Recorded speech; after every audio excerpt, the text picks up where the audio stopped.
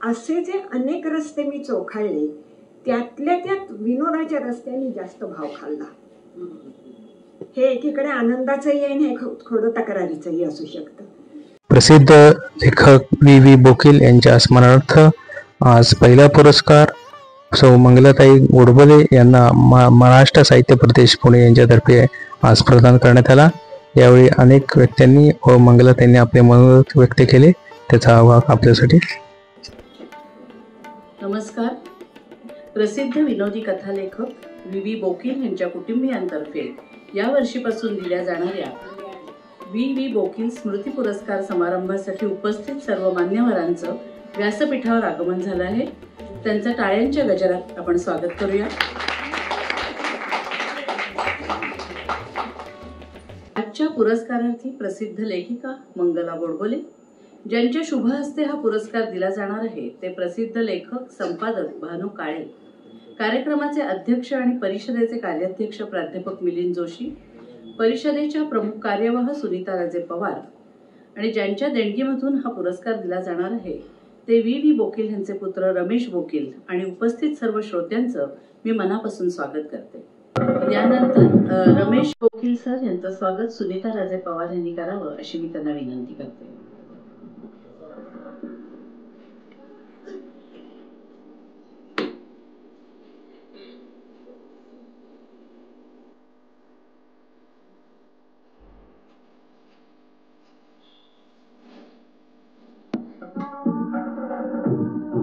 V.V. तथा विश्वविनायक बोकील यांचा जन्मदिवस. प्रसिद्ध विनोदी लेखक, पटकथा लेखक, नाटककार आणि शिक्षण तज्ज्ञ असलेले बोकील सर नुमवी प्रशालेत शिक्षक होते. कुबेर की रंक, तू तिथे मी ह्या कादंबऱ्या त्यांनी लिहिल्या. त्यांच्या कथांवरून अनेक चित्रपट तयार झाले आहेत. चित्रपट संवाद लेखन देखील त्यांनी केलं आहे. पहिली मंगळागौर व बाळा जोजोरे हे गाजलेले चित्रपट त्यांच्या कथा कादंबरीवरून तयार झाले आहेत आणि त्याचे संवाद लेखनही त्यांनी केलं आहे. चिमुकला संसार, जरा जपून व वाट चुकलेले नवरे या विनोदी चित्रपटांचे तसेच गळ्याची शपथ, बेबी, याला जीवन ऐसे नाव ह्या चित्रपटांचे देखील संवाद लेखन बोकील सरांनी केलेलं आहे. त्यांना विनोदी लेखनाची आवड होती, त्यामुळे त्यांच्या कुटुंबियांच्या इच्छेनुसार त्यांच्या जन्मदिनानिमित्त या वर्षीपासून विनोदी साहित्यासाठी हा पुरस्कार दिला जाणार आहे.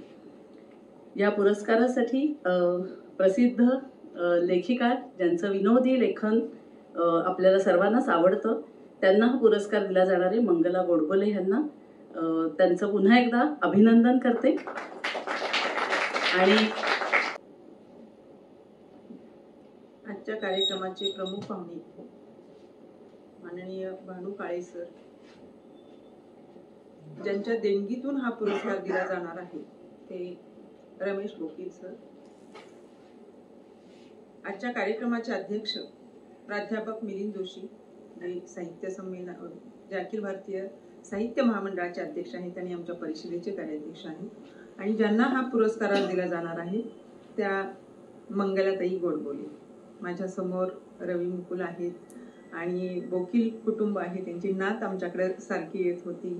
सुवा जोशी सर आहेत, मंगलाताईंचे कुटुंबीय आहेत आणि फार एक वेगळा आजचा हा कार्यक्रम आपण पहिल्यांदाच घेतो आहोत. म्हणजे पहिला पुरस्कार V.V. बोकील यांच्या नावाचा पहिला पुरस्कार आज मंगलाताईंना मिळतोय. टाळ्यांच्या गजरात याचे स्वागत होते. आत्ताच V.V. बोकील यांच्याबद्दलची बरीचशी माहिती मृणाली सांगितली. त्यांना विनोदी लेखनाची आवड होती किंवा त्यांची पुस्तकं असतील, गाठी भेटीसारख्या त्यांच्या कादंबरीवर बाळा जोजोरे हा चित्रपट आला किंवा त्यांची जी पहिली कथा त्यांनी लिहिली होती मंगळागौरीच्या रात्री, त्याच्यावर पहिली मंगळागौर नावाचा चित्रपट आला. अशा बऱ्याच गोष्टी. आणि त्यांना असं वाटायचं की विनोदी साहित्य हे फक्त काही विनोदी साहित्य म्हणून नसतं, तर त्याच्या मागे काहीतरी गंभीर विचार असतो. म्हणजे विनोदी साहित्य ही गंभीरपणे करण्याची अभिव्यक्ती असते असं त्यांचं म्हणणं होतं. आणि ते सर्वार्थानं खरं आहे. ज्या मंगलाताईंना आजचा पुरस्कार दिला जातोय त्या ज्या प्रकारे विनोदी लेखन निर्मिती करतात त्यामध्ये फक्त विनोद नसतो तर एक सूचक सत्य असतं आणि अशा व्यक्तीला आजचा हा पुरस्कार जातोय. त्यांच्या पुस्तकांची जर नावं आपण बघितली, म्हणजे अगदी झुळूक असं आपण म्हणू, झुळूक पुन्हा झुळूक वगैरे, तर विनोद हा एखाद्या थंड वाऱ्याच्या झुळकीसारखा येतो. म्हणजे आपल्या आयुष्यात जर हसणं नसेल तर आपलं आयुष्य निरस होऊन जाईल असं आपण नेहमी म्हणतो, पण तो विनोद जर झुळकीसारखा असला तर तो जास्त मजा आणतो. आपल्या मराठी साहित्यात विनोदाची परंपरा फार मोठी आहे.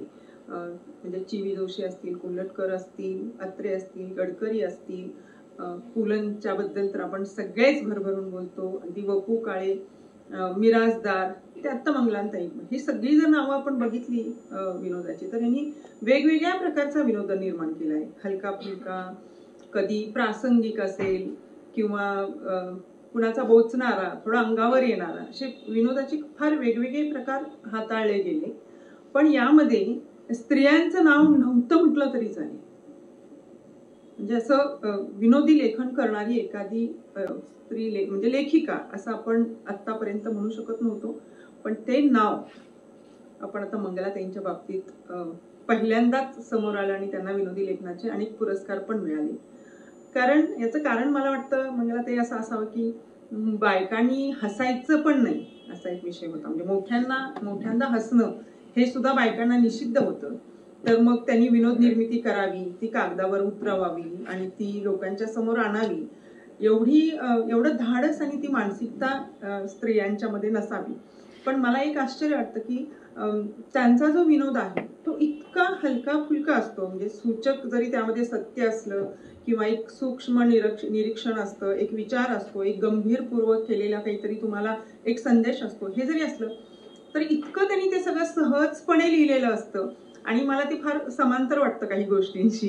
त्यांचं एक पुस्तक आहे, त्यामध्ये त्यांनी पुलंच्या काही आठवणी लिहिल्यात, म्हणजे ललित गद्यही त्यांनी लिहिले. तर त्यामध्ये पुलं कसे भेटले किंवा जेव्हा त्या पुलंना दिसल्यानंतर त्या मैत्रिणींना सांगायला गेल्या तेव्हा त्या म्हणाल्या, अच्छा पुलं ते तर इथंच राहतात वगैरे असं. म्हणजे माझ्या बाबतीत नेहमीच सुरुवातीच्या काळामध्ये असं व्हायचे की ज्या लेखकांच्या बद्दल मला प्रचंड आकर्षण असायचं ते कुठेतरी शिकवायला वगैरे असायचे यांना. तर असं जे काय आहे ते इतकं सहजपणे घडलेल्या गोष्टी त्यांच्या लेखनामधून येतात आणि त्या आपल्याला अंतर्मुख करून जातात.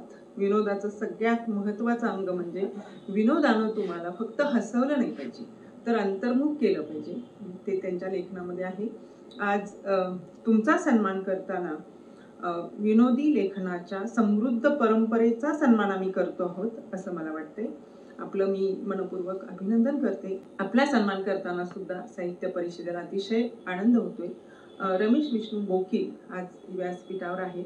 ते स्वतः आज पहिल्यांदाच आलेत, पण त्यांची कन्या इथे येत होती आणि त्यांची एक देणगी आमच्याकडं आपला जो वर्धापन दिनाचा पुरस्कार असतो त्यामध्ये बाल साहित्यासाठी आहे, पण त्यांनी एक मोठी देणगी विशेष पुरस्कारासाठी इथं ठेवली आणि त्या माध्यमातून आजचा हा पुरस्कार सुरू झालाय. खरं म्हणजे मगाशी आम्ही बोलताना तेच म्हणत होतो की शताब्दी आहे की काय आहे, पण खरं म्हणजे असं कुठलंही कारण नसताना त्यांनी मोठी देणगी देऊन ही सुरुवात केली आहे. आणि म्हणजे आपल्याला सगळ्यांनाच आनंद आहे की त्या निमित्तानं पुन्हा एकदा आपल्याला बोकिलांच्या विचारांशी, त्यांच्या साहित्याशी पुन्हा एकदा जोडून घेता आलं, पुन्हा एकदा ते या माध्यमातून जिवंत झाले असं मला या ठिकाणी म्हणावंसं वाटतं. मी त्यांच्याही स्मृतींना मनापासून अभिवादन करते आणि मंगलाताईंचं मनापासून अभिनंदन करून आपल्या सर्वांचं स्वागत करते आणि थांबते. धन्यवाद. यानंतर व्ही बोकील यांचे पुत्र माननीय रमेश बोकील सर आपलं मनोगत व्यक्त करणार आहेत. नमस्कार. महाराष्ट्र साहित्य परिषद आणि त्याचे पदाधिकारी यांचं पहिल्यांदा मी अभिनंदन करतो आणि धन्यवाद देतो, कारण त्यांनी ह्या पुरस्कारावर परवानगी दिली आणि हा दरवर्षी आता याच तारखेला नियमितप्रमाणे होत आहे. दुसरी गोष्ट, मंगला जे बक्षीस दिलेलं आहे तर त्या बाबतीत मी सांगतो की मला खरं म्हणजे त्यांचं साहित्य माहीत नव्हतं, पण तो मला ह्यांनी सांगितल्यानंतर मी शोध घेतला गुगलवरती आणि त्यांचं आता मी पुस्तकं मागून वाचून मग त्यांना हे करणार आहे. म्हणजे अर्थात ज्या अर्थी या लोकांनी हे केलेलं आहे त्या अर्थी ते चांगलं असणारच, परंतु तरीसुद्धा मला स्वतःला एक इच्छा आहे की आपणही स्वतःचं वाचावं, तर ते मी करणार ते नक्की. तिसरी गोष्ट, हा 2 जूनचा जो पुरस्कार आहे त्याच्या पाठीची भावना अशी आहे की आपण पहिल्यांदा जेव्हा देणगी दिली तेव्हा ते 2 जूनच हे झाला होता, हे फंक्शन झालं होतं. परंतु नंतर मग त्याने ते 26 मेला करत होते आणि 26 मेपासून 2 जून अगदी जवळ आहे. त्यामुळे मी काय विचार केला की 26 मेचं तर होईलच, पण 2 जूनसाठी सुद्धा काहीतरी करावं आणि हा वाढदिवस साजरा व्हावा, हा जन्मदिवस साजरा व्हावा या इच्छेने मी यांना ही देणगी दिली. त्यामध्ये म्हणजे ही काही विशेष गोष्ट असं काही नाही, परंतु त्यानिमित्ताने वडिलांची आठवण ही कायम सगळ्यांना राहील आणि ह्याचा आपल्या सगळ्यांना हे होईल, उपयोग होईल असं मला वाटतं. त्यांची आता वडिलांच्याबद्दल सांगायचं म्हणजे लहानपणापासून आम्ही वडिलांचे अतिशय हे होतो, लाडके होतो सगळेजण. त्यांच्या एका कादंबरीमध्ये त्यांनी लिहिलेलं आहे छोट्या मुलांच्या विजयामध्ये की लेखक म्हणजे काय याची तेळमात्र बोध नाही, परंतु आमचे वडील लेखक आहेत असा अभिमान बाळगणाऱ्या माझ्या चिवड्या पारखलांना हे मी पुस्तक अर्पण करतो. विजय नावाची कादंबरी आहे, त्याच्यामध्ये हे आहे.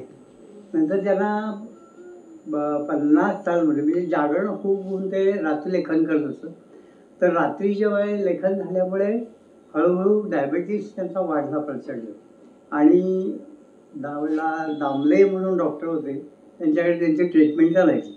तर त्यांनी काय केलं होतं, त्यांना पेनिसिलिनचं इंजेक्शन द्यायचे आणि त्या पेनिसिलिनच्या इंजेक्शनमुळे साखर ब्लडमधली एकदम कमी व्हायची.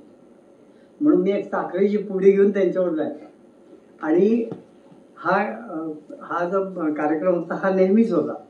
एकदा गंमत अशी झाली की त्यांचा माझा रस्ता चुकला आणि मी धावत पळत घरी आलो, तर वडील दिसलेच नाही. म्हटलं पुन्हा काही ह्यानं झालं का काय, मग मी परत उलटा समोर पळत जाऊन पाहिलं पण दिसले नाही. शेवटी परत घरी आलो ते घरी आलेलो, त्यामुळे निश्वास टाकला. तर असं हे पहिल्यापासूनच आमचं नातं आहे आणि माझा वाङ्मयाशी संबंध फार थोडा आहे. परंतु मी शाळेमध्ये असताना डॉक्टर प्रणव जोशी म्हणून होते, तर त्यांना माझा निबंध अतिशय आवडायचा आणि त्यांनी 2-3 वेळा मला बोलवून शाबासकी दिली.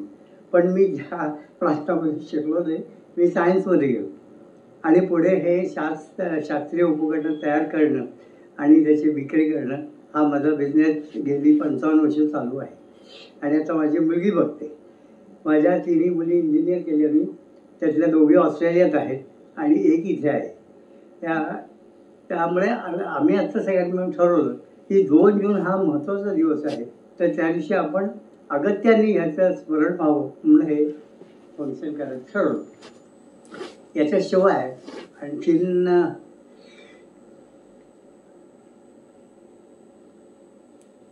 आता माझ्या लक्षात नाही काय बोलायचं ते, त्यामुळे मी आता थांबवतो आणि आपली रजा घेतो. असं मनोगत सरांनी व्यक्त केलं आणि मुलाचं आणि वडिलांचं नातं पण त्याच्यातनं उलगडलं आणि दुनिया गोल आहे म्हणतात त्याचा प्रत्यय. म्हणजे आत्ता मला या क्षणी असा आला की मी सेवा सदन शाळेत विज्ञान शिक्षिका आहे आणि बोकिलांच्याकडनं आम्ही सगळी उपकरणं घेत होतो. संदर्भ लगेच त्यांनी की तिथे आमची फेरी असते दरवर्षी, तर तो असा योग जाणवला. यानंतर आपला मुख्य कार्यक्रम पुरस्कार वितरणाचा होणार आहे. मी माननीय भानू काळे सरांना विनंती करते त्यांनी प्रसिद्ध लेखिका मंगला गोडबोले यांना पुरस्कार प्रदान करावा. शाल, स्मृतिचिन्ह आणि रोख रक्कम असं पुरस्काराचं स्वरूप आहे.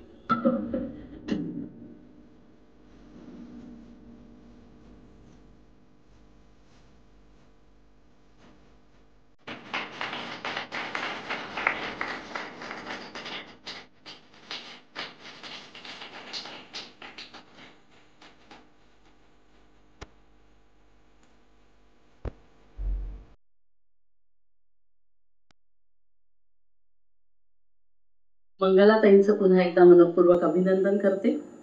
यानंतर आपण मंगलाताईंचं मनोगत ऐकणार आहोत, पण तत्पूर्वी मी त्यांचा परिचय करून देते. खरं तर त्या विनोदी साहित्यामधल्या बादशाह म्हणायला हरकत नाही आणि बादशाह नाही, खरं महाराणी म्हणायला पाहिजे. पुन्हा तिथे चुकून बादशाह म्हणलं गेलं, महाराणी आहेत त्या आणि आपल्याला माहितीच आहे त्यांच्याबद्दल, पण तरीसुद्धा थोडासा परिचय मी सांगते त्यांचा. त्यांनी विपुल साहित्य लिहिलं असून त्यातलं बरंचसं लेखन हे विनोदी अंगाने जाणार आहे.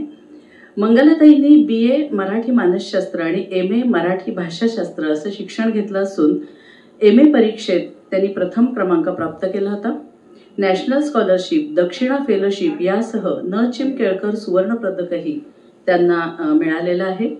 लग्नानंतर त्यांनी लगेचच स्त्रीविषयक लेख लिहिला आणि तो त्या काळातील स्त्रीवादी मासिकाकडे म्हणजे स्त्री मासिकाकडे पाठवला. तो लेख स्त्री मासिकात छापून आला आणि त्यांचा लेखन प्रवास सुरू झाला. मुळात प्रखर स्त्री जाणीव असल्याने मंगलाताई स्त्रियांचे अनेक प्रश्न त्यांच्या लिखाणातून मांडत होत्या. स्त्री मासिकामध्ये 1980 ते 1984 या काळामध्ये त्या संपादन सहाय्य करत होत्या. या स्त्री मासिकातच एक विनोदी सदर त्या लिहू लागल्या आणि एक प्रतिभावान आणि कसदार विनोदी साहित्य लिहिणारी लेखिका महाराष्ट्राला मिळाली. वयात येताना, अल्बम, अशी घरं अशी माणसं, काय तुझ्या मनात, पर्स हरवलेली बाई, कोण बोलणार आहे, सही रे सही, ऋतू हिरवट, सती ते सरोगसी अशा त्यांच्या अनेक पुस्तकांना महाराष्ट्र शासनाचे उत्कृष्ट वाङ्मय निर्मितीचे पुरस्कार मिळाले. याशिवाय पुणे मराठी ग्रंथालय, महाराष्ट्र साहित्य परिषद, पुणे मराठी ग्रंथालय, मराठी वाङ्मय परिषद बडोदे अशा अनेक मान्यवर संस्थांचे पुरस्कार त्यांना प्राप्त झालेले आहेत. त्यांचे काही लेखन हिंदी, गुजराती, इंग्रजी व कानडी भाषेत देखील अनुवादित झाले आहे. बालभारतीच्या मराठी गद्यपद्य संग्रहात त्यांच्या लेखनाचा समावेश आहे. अगदी 2 दिवसापूर्वी आरपारमध्ये त्यांच्या लेकीने म्हणजेच मुग्धा गोडबोले यांनी घेतलेल्या त्यांच्या मुलाखतीमधून त्यांच्या स्त्रीविषयक प्रगल्भ जाणीवा, त्यांची परखड मतं आपल्या समोर येतात आणि आपल्याला विचार प्रवृत्त करतात. आपण सर्वांनी ही मुलाखत जरूर पाहावी असं मी सर्वांना आवाहन करते आणि मंगलाताईंना विनंती करते त्यांनी आपलं मनोगत व्यक्त करावं. श्रीयुत रमेश बोकील, समोर बसलेला संपूर्ण बोकील परिवार, त्यांची कन्या नात वगैरे, परिषदेचे मिलिंद जोशी, आज ज्यांच्या हस्ते हा पुरस्कार मिळाला ते भानू काळे सर, सुनीताबाई, मृणालिनीताई आणि बंधू भगिनींनो. तरुणपणी बक्षिसं मिळायचे तेव्हा आनंद व्हायचा, आता थोडं नर्वस होतं. अशा याने की अरे ही सगळी वाळू हातातनं निसटून गेली अशी एक ओझरती भावना मनामध्ये यायला लागते. व्ही बोकील यांचं नाव मी खूप वेळा ऐकलेलं आहे, कारण मी मुंबईत राहत होते आणि मुंबई मराठी साहित्य संघामध्ये नाटकं त्या काळात होत असत आणि मीना आणि नीना हे त्यांचं नाटक तिथे व्हायचं आणि त्याचा फलक लागलेला मी नक्की बघितल्याचं मला आठवतं. नाटकाचं एवढं आता आठवत नाही पण ते मी बघितलं आहे. एक थोडी गंमतशीर असोसिएशन त्यांच्याविषयी माझ्या मनात आहे की पहिली मंगळागौर हा सिनेमा त्यांच्या कथेवर आणि संवादही त्यांनीच लिहिले. तो 42 सालचा. माझ्या आईचं मावशीचं 43 साली लग्न झालं आणि मग लग्न झाल्यावर पहिलं काय केलं तर आम्ही दोघांनी जाऊन पहिली मंगळागौर सिनेमा पाहिला.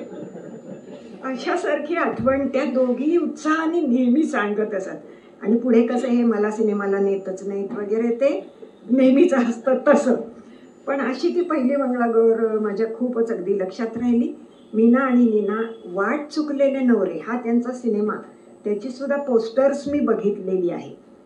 बालसाहित्य लिहिणारे, शिक्षक असणारे, विनोदी लिहिणारे, त्या पिढीतल्या लेखकांबद्दल मला नेहमीच एक असा आदर वाटतो की त्यांना माध्यमाचं काहीच शिक्षण नव्हतं.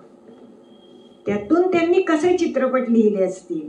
आज कसं आहे की प्रत्येक माध्यमाचं अधिकृत शिक्षण मोठ्या प्रमाणावर उपलब्ध आहे.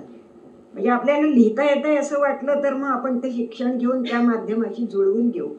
पण ह्या लोकांनी जे त्या काळात काम केलंय ना ते आश्चर्यकारक आणि कौतुकाचं अर्थातच आहे. त्यामुळे अशा बोकिलांचं स्मरण व्हावं आणि त्याचा पहिला योग माझा यावा ही केव्हाही खूपच आनंदाची गोष्ट आहे. श्रीयुत रमेश बोकील यांच्याविषयी सांगायला पाहिजे. किती साधेपणाने त्यांनी पितृऋणाचं एक आपल्या बाजूनी फेडलेलं आहे. आता सांगायला हरकत नाही की परिषदेत त्यांनी जे बालसाहित्यासाठी बक्षीस लावले तेही मला 11-12 साली कधीतरी मिळालेलं होतं. सही रे सही नावाच्या एका माझ्या मुलांच्या पुस्तकाला ते बक्षीस होतं. पण तेवढ्याने ते थांबले नाही. तर अजूनही पुन्हा 2 जून या दिवसाचं स्मरण व्हावं. तर एका अर्थाने वडिलांचं साहित्यिक श्राद्ध घालण्याचाच हा प्रकार आहे असं मला वाटतं. आणि तो इतक्या वर्षांनी ते करतायत, इतक्या अगत्याने करतायत ही खूप मोठी गोष्ट आहे. आज सुमतीबाई कुलकर्णी अलीकडेच निधन पावलेले आहेत, कुलकर्णी ग्रंथागाराच्या. त्या बोकिलांच्या कन्या आणि कुलकर्णी ग्रंथागाराच्या संबंधात मी पूर्वी 1-2दा त्यांना भेटले, याही माझ्या काही आठवणी आहेत. तर अशा प्रकारे हा म्हटलं तर एक कौटुंबिक सोहळा आहे. म्हटलं तर एक साहित्यिक स्मरण आहे आणि म्हटलं तर प्रेरणा घेण्याची गोष्ट आहे की माध्यमाचं शिक्षण न घेता ह्या लोकांनी किती प्रकारे स्वतःला अभिव्यक्त केलं आणि किती माध्यमं यांनी चाचपडून पाहिली ह्याचं कौतुक करावं तेवढं कमीच आहे.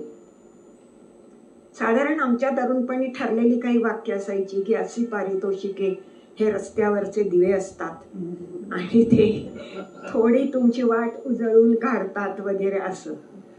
आता निसर्गक्रमाने माझा रस्ताच संपत आला, त्यामुळे काय वाट उजळायची आणि काय सगळा प्रश्नच आहे.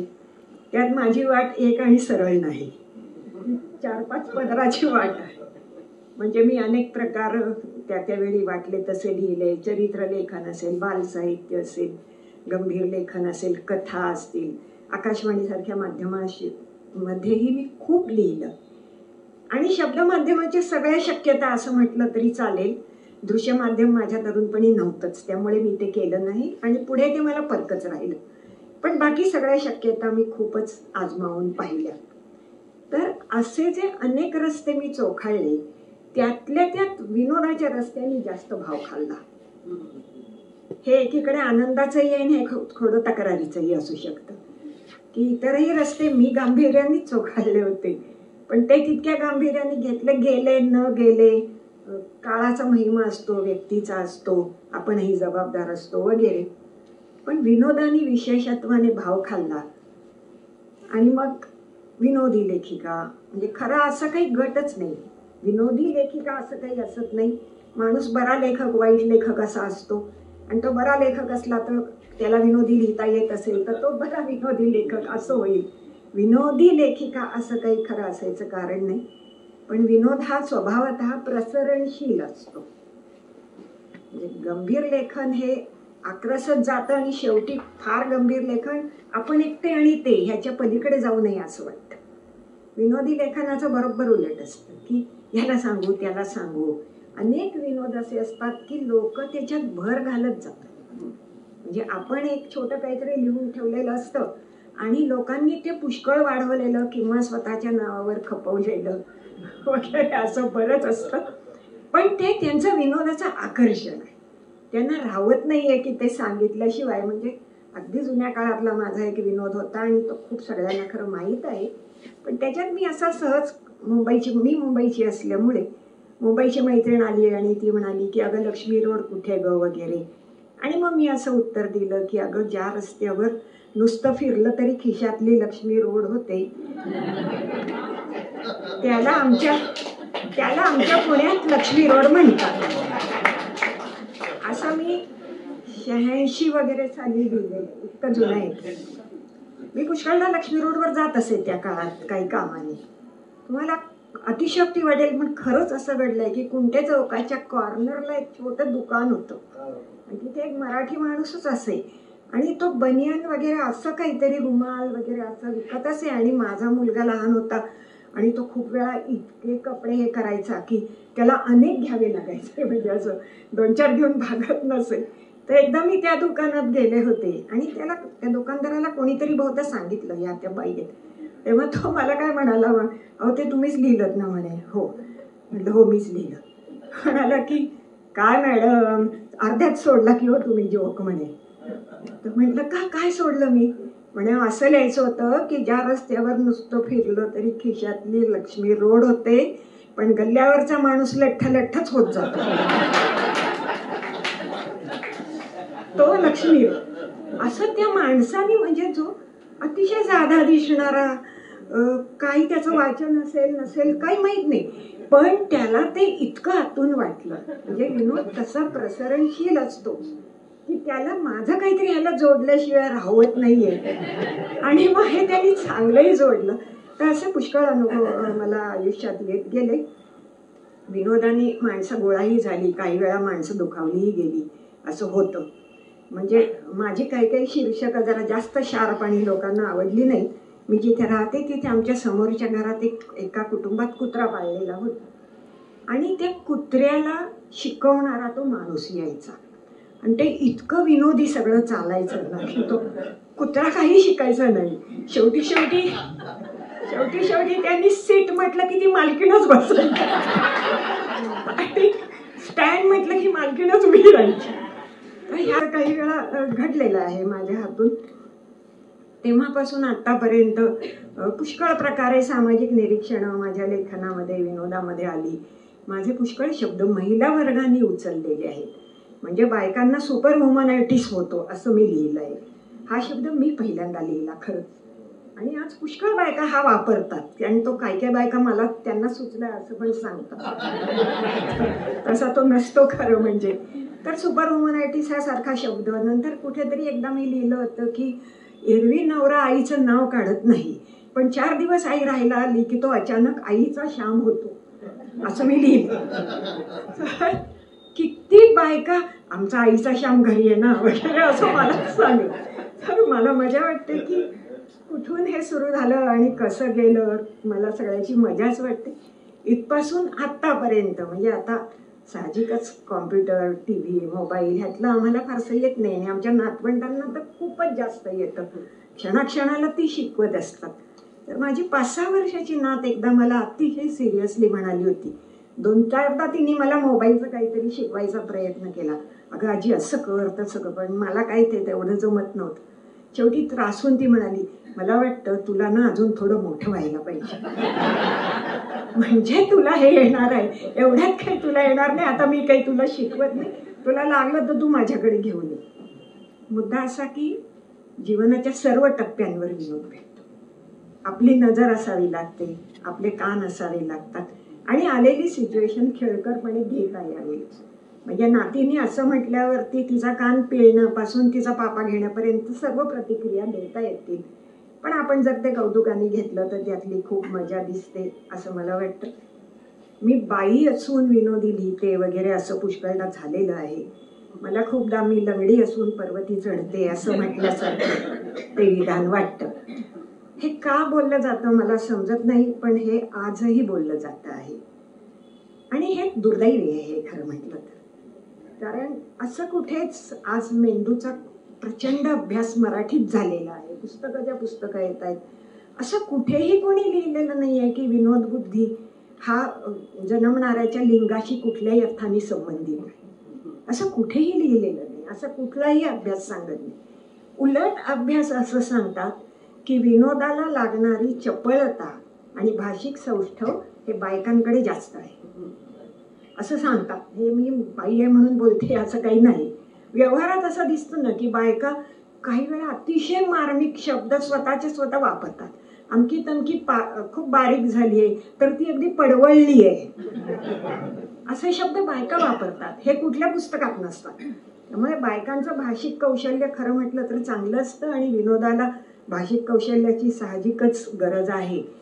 तर तो भाग बायकांमध्ये आहे. बायकांची संपर्क क्षेत्र खूप जास्त असतात. पुरुषांची पुष्कळदा आपापला व्यवसाय, नोकरी त्याच्याशी संबंधित छोट्या जगात ते वावरतात.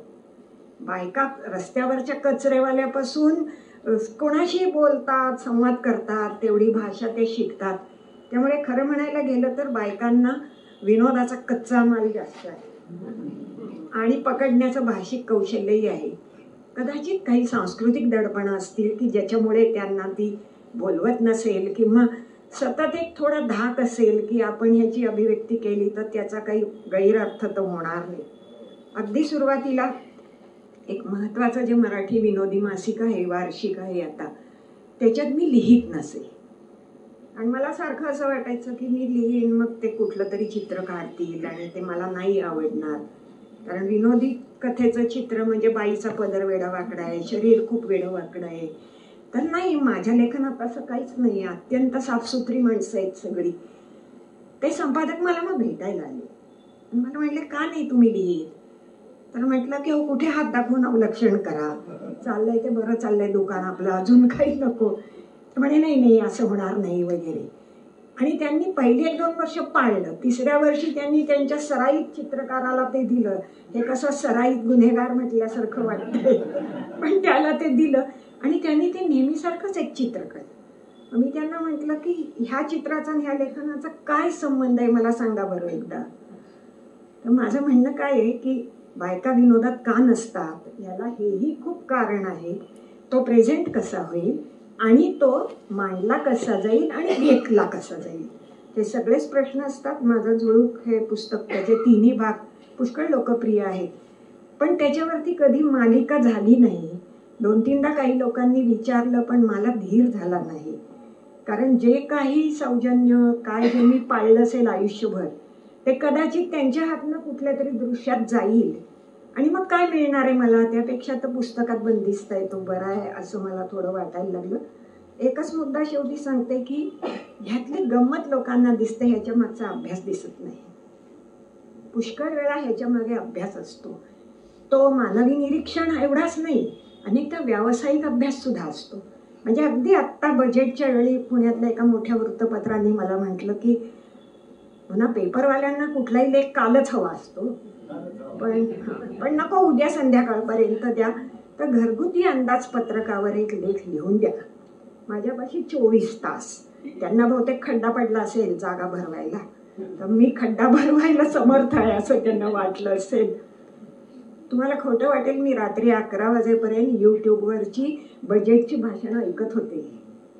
मी बघत होते की बजेटच्या भाषणात कुठली भाषा असते, कुठले शब्द असतात, मग त्या अर्थमंत्र्यांच्या साडीवर लोक काय कॉमेंट करतायत, हे सगळं मी पाहिलं. मग मी पहाटे उठून लेख लिहिला आणि मग तो धाका टाकत त्यांना कसा बसा दिला वगैरे. तर ह्या मागचे परिश्रम लोकांना दिसत नाही. ती गंमत आहे असं वाटतं. अभ्यासातला अभ्यास दिसतो, पण विनोदामागचा अभ्यास दिसत नाही आणि तो सारखा करत राहावा लागतो. तो एकदा करून पुरत नाही. पुन्हा पुन्हा वेगळे विषय आले, पुन्हा काही वेगळं आलं की पुन्हा. आत्ताच मी एका दिवाळी अंकाचा एक लेख लिहून दिला, तर अलीकडेचे अति आहाराचं शास्त्र आणि फार बोकाळलंय, तर मी यूट्यूबवरून कित्येक डाएट प्लॅन्स वगैरे वाचून घेतले. मी आता काहीच करत नाही तर वेगळं, पण मी हे सगळं समजून घेतलं. त्याचे शब्द, त्याच्यात पेस्कॅटेरियन डाएट असं होतं. म्हणजे पेस्कॅटेरियन म्हणजे काय, फक्त मासे चालतात पण मांस चालत अमुक तमुक. तर आता मला एवढंच म्हणायचं आहे की हे आपोआप होत नाही. मला दरवर्षी दिवाळीच्या अगदी जवळ आलं की 1-2 तरी संपादक झापणारे भेटतात. किती दिवस सांगतोय तुम्ही लिहित नाही वगैरे. तुम्हाला काय हो, तेच ते घरचं लिहायचं, लिहा की पटकन. तर मी म्हणते बाळा, तेच लिहून जर वाचनीय करायचं असेल तर कदाचित मला खूप जास्त कष्ट पडत असतील, असं तुला जाणवतंय की नाही. शेवटी एक मला असं जरूर सांगावं असं वाटतं की विनोद पूर्वी होता, आजही आहे, पुढेही राहील. आमच्याहून खूप चांगला राहील, कारण जग खूप विस्तारत चाललंय. आमचं जग तसं सीमित मर्यादित असं होतं. समाजातली सहिष्णुता वाढेल का, हा प्रश्न आहे. समाजातलं बायकांना किंवा छोट्या गटांना समजून घेणं वाढेल का, हा प्रश्न आहे. आजही असं होतं की म्हणजे आता झेंडूची फुलेची शताब्दी चालू आहे. 1925 साली झेंडूची फुले प्रसिद्ध झालं, त्याला 100 वर्ष होत आहे. झेंडूची फुलेमध्ये अत्र्यांनी व्हावा व्हावा नेहरू हा असं एक अख्खं गाणं लिहिलं. व्हावा व्हावा चेंडू हा म्हणावं तसं संपूर्ण गाणं त्यांनी लिहिलंय आणि त्याबद्दल त्यांना कोणीही काहीही बोललेलं नाही. त्यांना शासन तर सोडाच, पण आता नेहरूंपर्यंत हे पोचवणारी कित्येक माणसं असतील, त्यांनी ते गांभीर्याने घेतलं नाही. आज किती लोकांची हिंमत आहे. नेहरू वगैरे सोडा, गल्लीतल्या नेत्याविषयी सुद्धा आपण लिहू शकू का, आपण बोलू शकू का, यासारखी फार मला चिंता वाटते. आणि त्यामुळे असं वाटतं की विनोद जर बहरायचा असेल तर माणसांचा अभ्यास वाढायला पाहिजे. समाजातली त्याविषयीची सहिष्णुता खूप वाढायला पाहिजे, तरच ते होईल. नाहीतर मग तो आणखी घसरत जाईल, शारीरिक होईल, लठ्ठबाई केळीच्या सालावरून पडते वगैरे ह्या पातळीवर तो राहील. त्यांनी आपलंच नुकसान होणार आहे. कारण ज्या समाजाचा विनोद चांगला असतो त्या समाजाची अभिरुची चांगली होते, असा सिद्धांतच आहे हा. म्हणजे हे काही मी नवीन सांगत नाहीये. म्हणजे आपल्याला सगळ्यांना माहीत असतं की काव्यशास्त्र विनोदेन कालो गच्छती धीमताम. बुद्धिमंतांचा काळ चांगला कशाने जावो, काव्यानी जावो, शास्त्रांनी जावो आणि विनोदांनी जावो. तर आपण बघा, ह्या तिन्हीतही आयुष्याच्या सगळ्यात जवळ जातो तो विनोद जातो. काव्य तर काव्यच आहे, कल्पनारम्यच आहे, ते काही आयुष्याच्या जितकं दूर जाईल तेवढं ते रम्य आहे. शास्त्र ही जीवनाची फक्त तार्किक बाजू बघतंय. शास्त्र हे जीवनाचा सर्वांगीण विचार करणार नाही, तार्किक बाजू. विनोद हा असा आहे की जीवनाचं वास्तवही बघतो, काय रूप झालंय हेही बघतो, काय व्हायला हवंय हेही सांगतो. त्यामुळे काव्यशास्त्र विनोदामध्ये विनोद हा जीवनाच्या सगळ्यात जवळ जाणारा आहे. म्हणून त्याची अभिरुची वाढणं ही मला फार गरज वाटते, ही आपल्याला सगळ्यांनाच वाटते. इथून पुढे तसंच हो असं मी म्हणेन. आज ह्या निमित्ताने मला इथे बोलवलं, माझा गौरव केला. श्रीयुत भानू काळे यांनी वेळ काढला, तेवढ्यासाठी ते इथे उपस्थित राहिले. या सर्वांचे आभार मानावे तेवढे कमीच आहेत. मला जमेल तसं पुढेही मी कदाचित लिहीन, कारण तो रक्तदोष आहे आता, तो काय आता जाणार नाही असा. या रक्तदोषावरून एक किस्सा सांगून मी फक्त थांबते. एक इंग्रजी एकपात्री करणाऱ्या कलाकाराची गोष्ट आहे, आपण वाचली असेल, नवीन काही नाही. तर तो आपला रोज ठरलेल्या वेळी तयार होतो, ते कपडे घालतो आणि स्वतःच्या तळघरात उभा राहतो. कधी 5-7 श्रोते येतात, कधी 10 येतात, कधी कोणीही येत नाही. तरी तो करत असतो, प्रयोग करत असतो. तर त्याला कोणीतरी म्हणतं की अरे, this theatre has treated you so shabbily. हे रंगभूमी तुझा काही मान करत नाहीये, तरी तू का इथे येतोस, तू का हसतोस, का हसवायची धडपड करतोस. त्याने असं उत्तर दिलं होतं, I laugh because I cannot weep. मी रडू शकत नाही. ह्या जगात जे खेळ चालू आहेत, जे होत आहे, सामान्य माणसं कुठच्या कुठे जात आहेत, गुणवंत मागे पडले आहेत, कोणाचं नशीब कोणाला कुठे नेईल सांगता येत नाही. हे बघून खरं तर प्रौढ वयात मला रडावंसं वाटतं, पण ह्या वयात मी रडू शकत नाही, म्हणून मी हसतो आहे. मला असं वाटतं की तशा दर्जाचा चांगला विनोद जेवढाही निर्माण होईल त्याला आपण प्रोत्साहन दिलं पाहिजे. श्रीयुत बोकील यांनी या प्रोत्साहनाच्या दिशेनेच हे पहिलं पाऊल टाकलेलं आहे.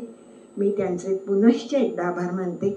आपण सगळ्यांनी वेळ दिला, मी आपली आभारी आहे.